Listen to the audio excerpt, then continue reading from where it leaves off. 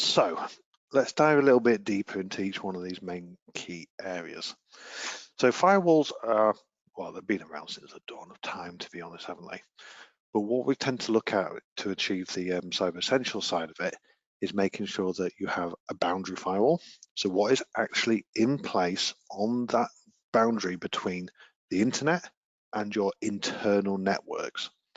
Now, as we've got lots and lots of people working from home at the moment, especially with everything that's going on, that obviously is meaning that the endpoints are starting to roam out of necessarily your LAN and your internal boundary where you have that corporate owned firewall. But that broadband router should certainly have some form of firewall on just on a user's home network that makes sure that the attackers, again, don't have unfettered access to everything within that environment. So it is something to make sure that end users, if they are working from home, don't just by default go and disable their firewall. I'd probably argue that the majority of home users don't know how to, so it's pretty safe to say it's on. But some form of policy should be in place for your home workers to say that they must make sure that they have a firewall enabled on their broadband router. Now, that's fine for when they're in the network or when they are at home, but generally your laptops, say your desktops as well, but certainly your laptops, which are the roaming aspects, if they're going to go and drop into a coffee shop, well, that's going to be happening anytime soon at the minute, but the devices themselves should have a host firewall on. It used to be very common practice to have the firewall disabled on the Windows side. Now, that's not so much when we get to the Windows 10 era, but certainly XP 7, I'll start showing my age if I go anywhere before that, they specifically had them disabled because it was a lot of overhead to manage. Now, the firewalls on Windows 10, etc., are very good in terms of both the centralized management side and just generally not getting in the way of most day-to-day operations. So please do make sure that they are turned on. Or if you have a third-party product and it's built into your AV systems and stuff, use that. All your client devices should have the host firewall turned on. In that same vein, the default configuration of both your edge firewall, your boundary firewalls, and your internal firewalls should not be just left at their default configuration. There's no good go out and buying a nice Ubiquiti USG or a Cisco firewall, put it in place, and leaving the password as root, for example.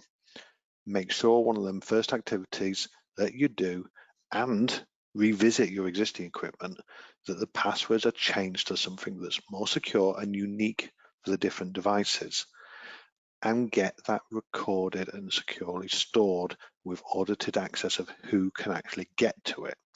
Again, go through the default configurations, not just on the password side, but little settings like, oh yes, we allow remote management to the entire world.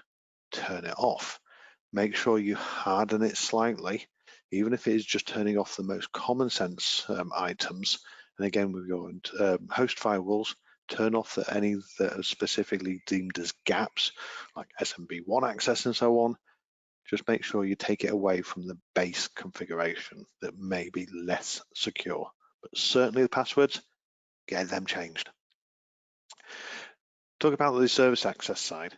So while the default configuration, you might turn off something like accessing the configuration interface from external on your boundary firewalls, but then generally if you have services that you offer out from your internal network to customers or partners, etc., on the external side of it, so either whether they're coming in via a VPN interface or whether you're just publishing a web server directly out via firewall, they must be documented.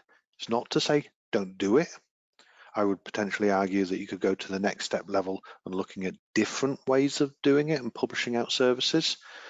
But if you do have rules on your firewall that says allow this to this, and it's going out from the external side, they must absolutely be documented and controlled and have a policy in place that shows the intent and the process followed in terms of things like change control, who can do it, risk assessments that happen across that.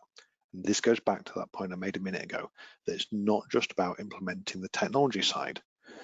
So having that policy and that process in place that controls things like service access requests and implementations, the configuration documentation around what your passwords are, what the configuration of them devices are, again, who has access to it, is very important, because that helps bolster your assessments when you put them in, rather than just being able to answer the question as, yes, we do it. It's, yes, we do it to this process. And I'll repeat this throughout it. You must think about how you are controlling these changes, these configurations, and the accesses